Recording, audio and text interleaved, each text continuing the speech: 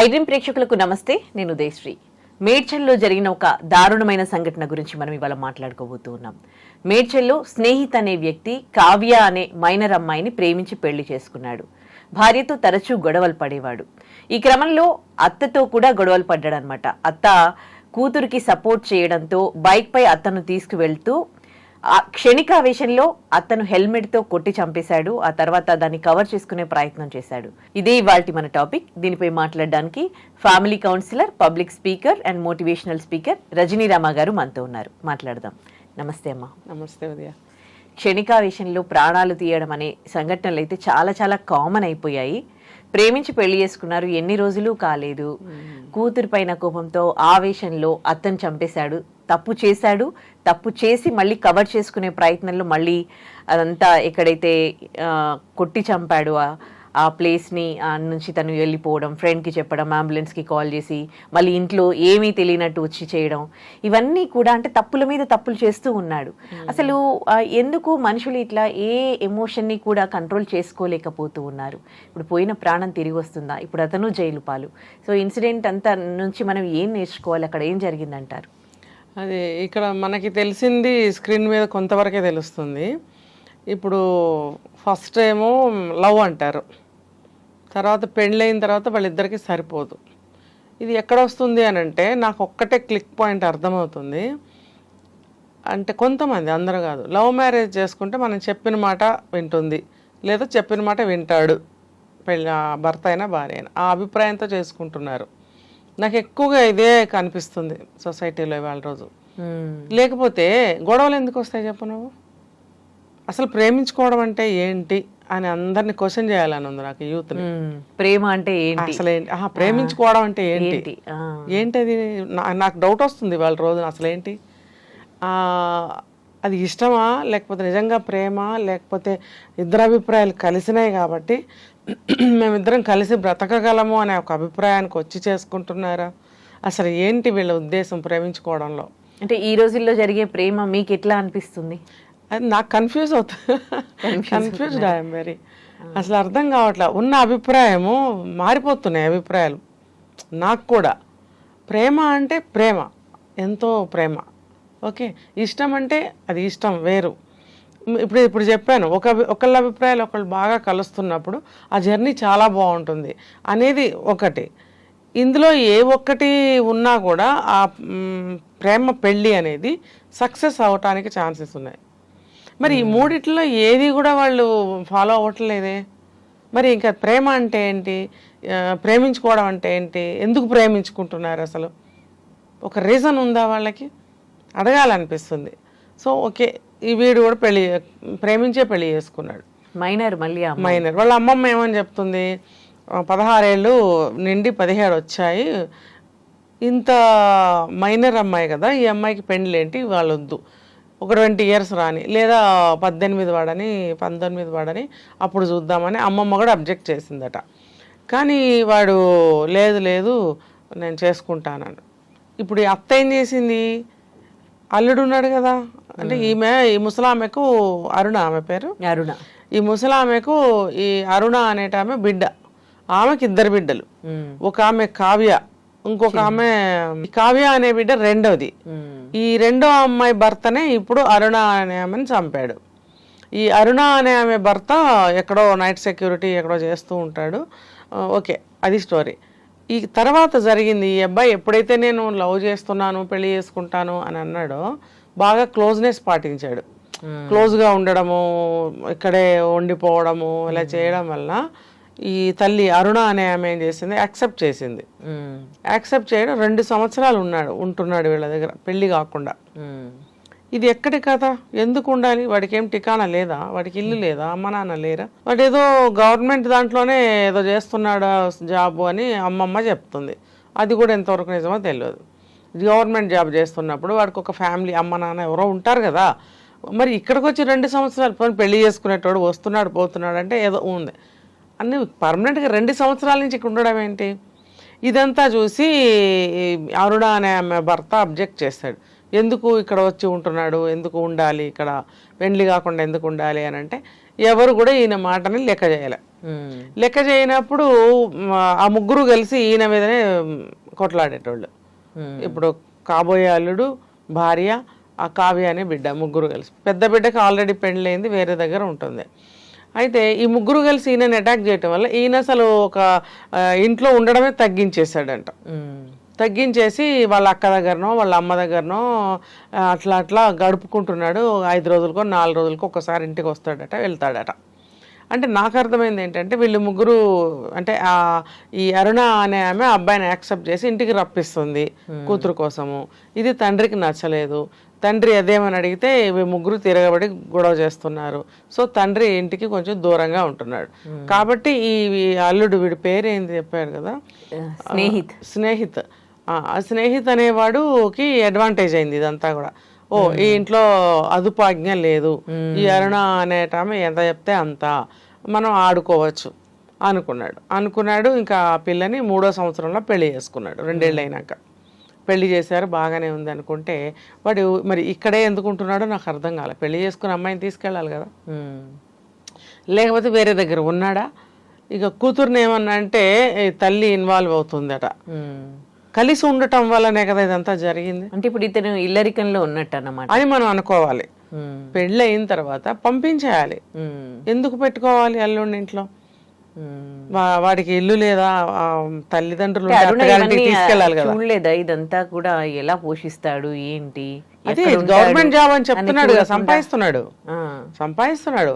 ఈ అరుణ అనే మాత్రము ఏదో ఇళ్లలో పని చేసుకుంటుంది. అది అయితే కలిసి ఉండటం వల్ల వస్తున్న ప్రాబ్లమ్స్ ఇవన్నీ. కలిసి లేకపోయినా కూడా కొంతమంది మదర్స్ ప్రతిదానికి సపోర్ట్ చేస్తున్నారు తల్లికి, కూతుళ్ళకి. దీనివల్ల ఏమవుతుందంటే వైఫ్ అండ్ హస్బెండ్ మధ్యన గొడవలు పెరుగుతున్నాయి. ఇప్పుడు లవ్ చేసి పెళ్లి చేసుకున్నవాడు వేరే కాపురం పెట్టుకుంటే బాగుండేది. వాడు పెళ్లి కాకుండానే ఇక్కడ 2 సంవత్సరాలు ఉండటము, మళ్ళీ పెళ్ళి అయిన తర్వాత కూడా ఇక్కడే ఉండటము. మోస్ట్లీ 1 year మ్యారేజ్ అయ్యి ఇప్పటికే. సో 3 years జర్నీ వీళ్ళు ముగ్గురు కలిసి. ఏమవుతుందంటే అక్కడ చనువు ఎక్కువ అవుతుంది. ముందు ఏమంటే ఆ చనువు ఎట్లా ఉంటుందంటే ఇష్టంలో నుంచి వచ్చిన చనువు, అది బాగుంటుంది. ఆ బాండ్ కొద్ది రోజులు. అది ఏదైనా ఎక్కువైపోతే వెగటుగా ఉంటుంది, అవునా?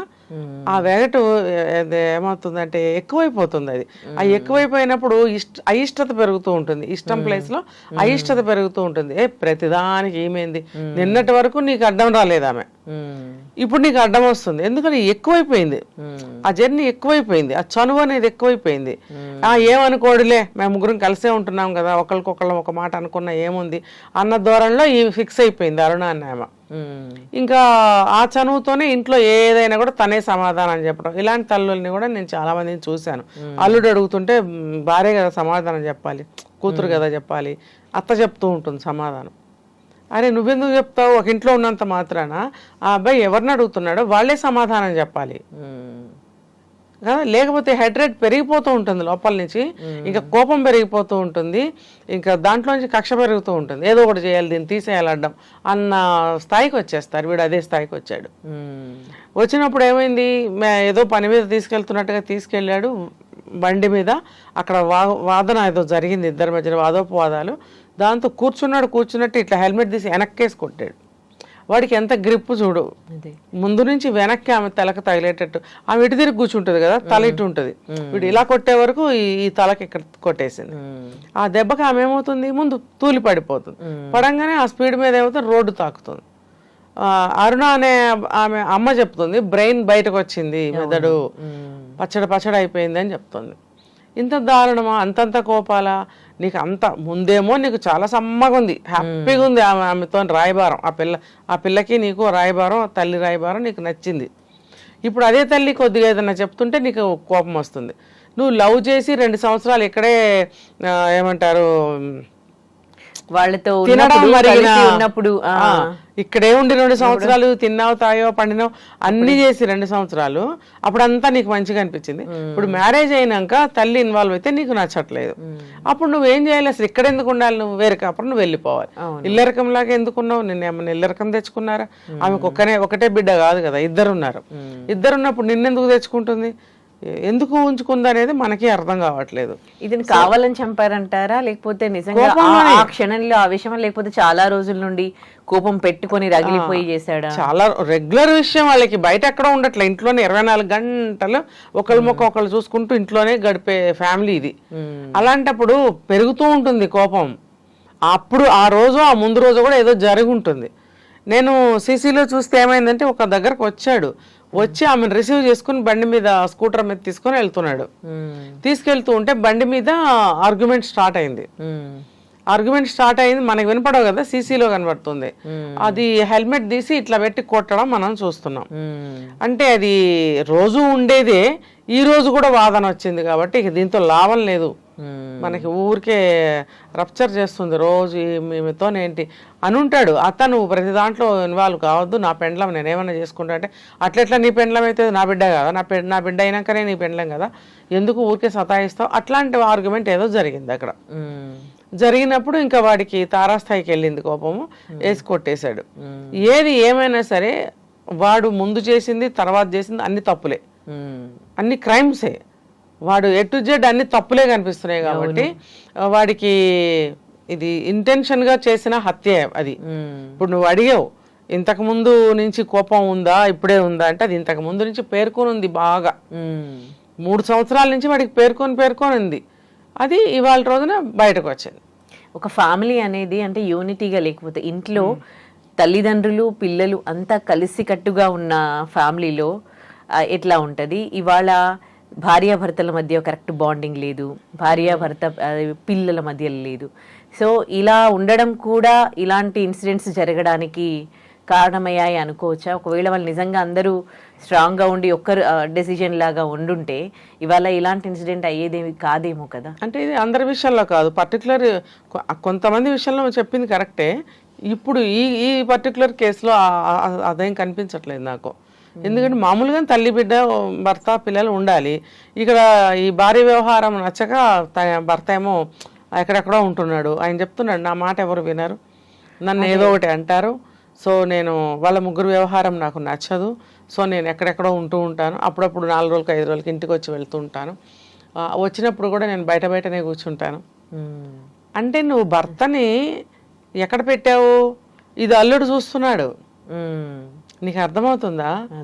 ఇక్కడ ఇంట్లో మగ మనిషి యొక్క మాటకి విలువ లేదు, ఆయనకు ఒక ఆదరణ లేదు, బయటనే ఉంటాడు. వస్తే ఆయన ఏమైనా అంటే మాట చెల్లుబాటు కాదు, ఆయన ఏమైనా వద్దంటే ఎదిరించి చేస్తారు, అది సిచ్యువేషన్ అక్కడ.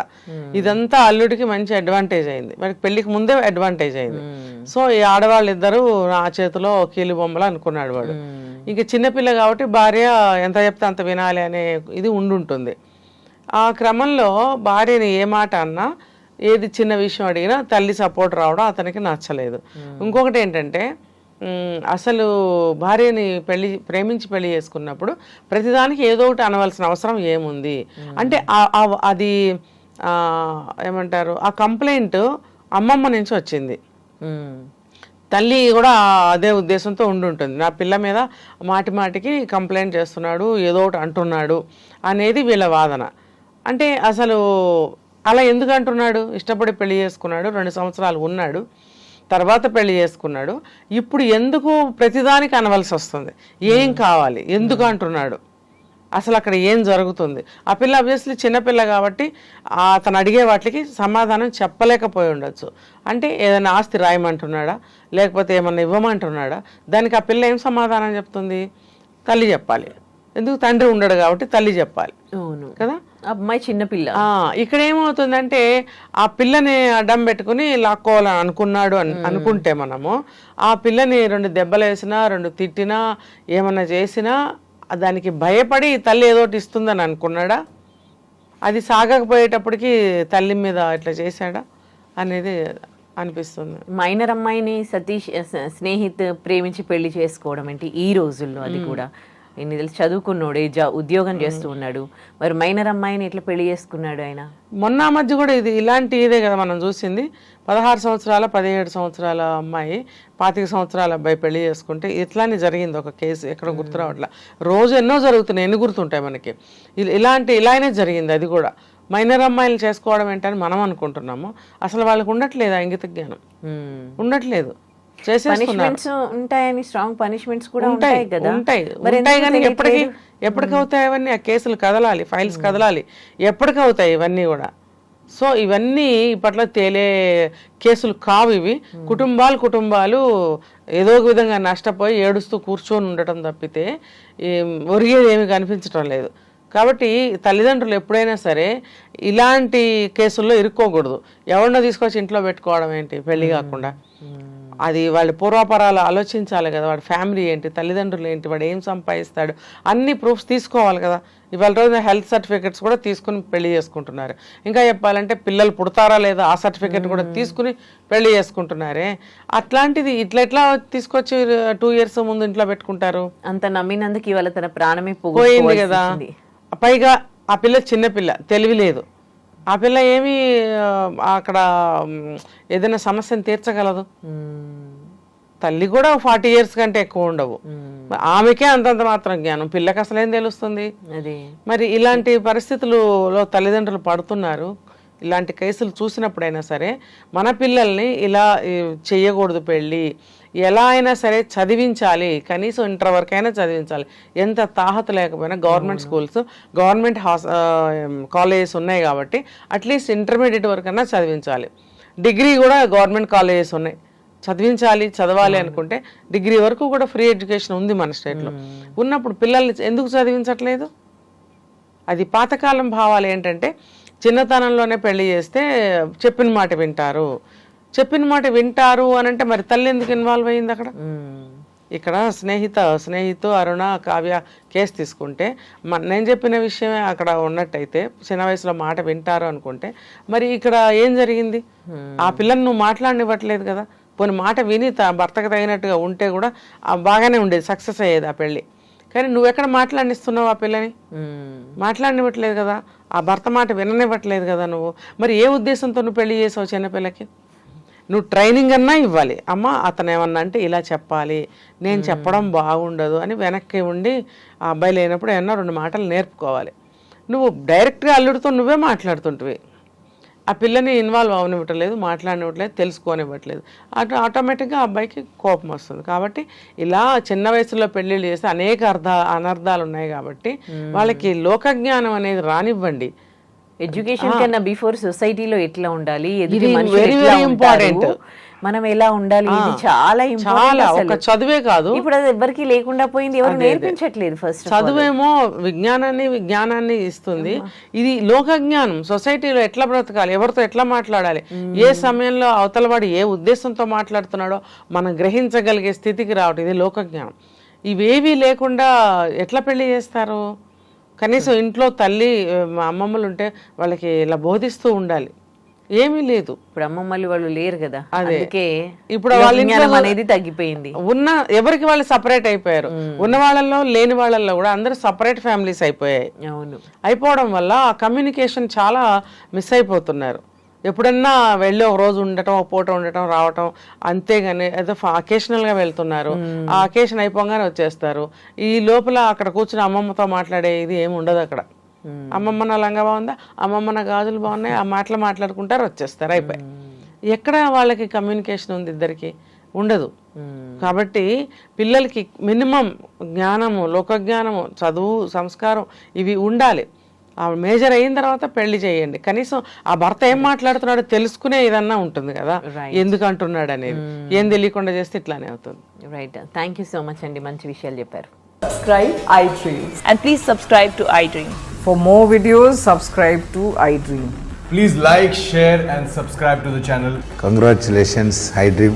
Subscribe to iDream. Subscribe to iDream. So subscribe to iDream Media. iDream ki iDream team andarki huge congratulations. Please subscribe iDream Media. Please subscribe to iDream. Subscribe iDream. Please subscribe to iDream. iDream అంటే నా కళల channel subscribe చేసుకున్న నోరు తిరుగుతలేదు, మీరైతే గంట గుర్తు కొట్టండి. For more such videos, please subscribe to iDream. Subscribe to iDream. Please subscribe to iDream. Please subscribe iDream Media. Please do subscribe to iDream. Please subscribe to iDream Media. For best entertainment and information, please subscribe iDream. And don't forget to subscribe to iDream.